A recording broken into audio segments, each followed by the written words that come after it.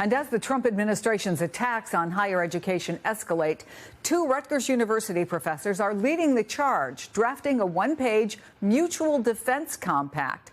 Any school that signs on commits to an unified and vigorous response if any other member university comes under political or legal attack. It's been adopted by the Rutgers Faculty Senate and 9 more Big Ten schools. Major universities in New York and Massachusetts have all passed nearly identical resolutions. Joining me now are the two Rutgers professors who created this, Associate Chemistry Professor David Salas de la Cruz and Psychology Professor Paul Boxer, both members of the school's Senate Executive Committee. David, where are we that you felt you had to make this step? Look, first of all, thank you for inviting me to your show. You know, I am a professor, and like many of my colleagues, this means that I conduct research, I teach, I mentor, and I advise students. So I'm advising my student on December and January. You got to apply to PhD. You have to apply for summer research. They all apply for PhD summer research funded by the National Science Foundation. Everything starts happening on February and March. This is also when the students start receiving the letters of acceptance or rejection. My students start receiving the letter of acceptance. They were very excited. This is the typical tradition that a student needs to go to PhD or do summer research. The next day, they receive an email that their funding might be cut and they might have to rescind their offer. The undergraduate student that I was applying for summer research received the same letter, and they came to my office so worried. Professor, I don't know what to do. What I do? And I'm like, look, let's be patient. This is going to get fixed little by little. But at that moment, I felt that the stability of my students was breaking down.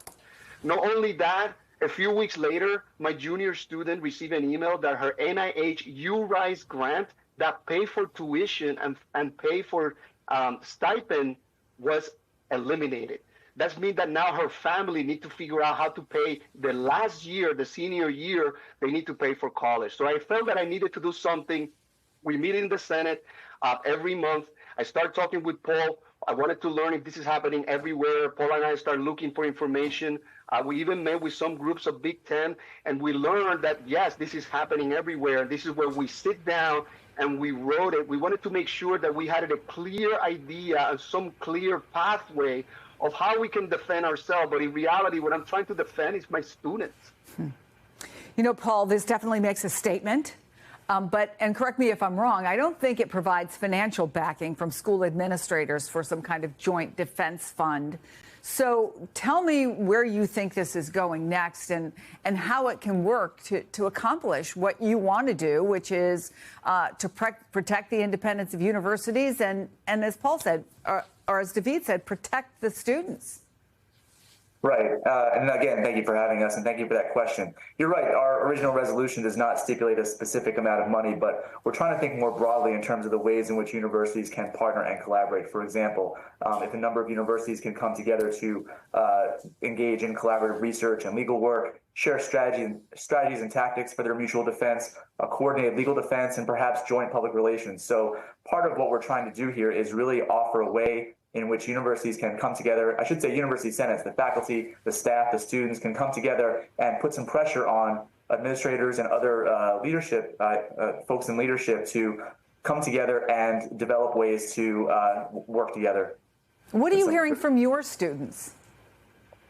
I hear concerns about the future, some of the kinds of concerns that my colleague here shared in terms of wondering about whether there will be support for their education going forward, and also concern about just the overall status and standing of our university. My students have a lot of pride and a lot of interest in being part of the Rutgers community. I'm sure students at other universities feel the same way, and this is something, you know, in terms of promoting the education of the next generation of our labor force, the next generation of our scientists, the next generation of innovation. This is something that's really worth holding on to.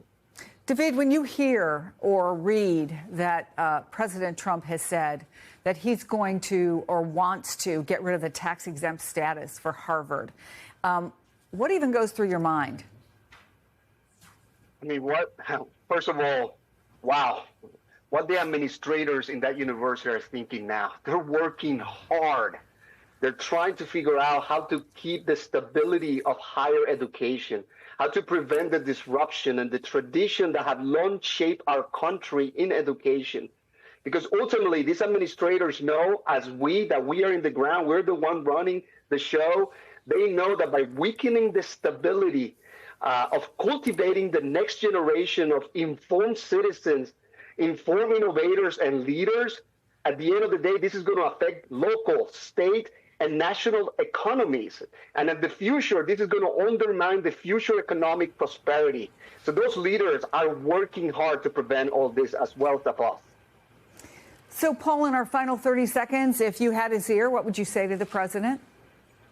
That's a great question. I would try to underscore the importance of why we have higher education in the first place and what we're trying to protect here. We're trying to protect academic freedom and the kinds of inquiry that we do that leads in innovation, that leads the United States in terms of moving forward, making progress in a number of fronts. I would talk about preserving the institutional integrity of these great institutions, many of which have been around for dozens, decades or hundreds of years, and then trying to promote the scholarly enterprise, that the sort of thing that, you know, to coin a phrase that I've heard before, really makes America great.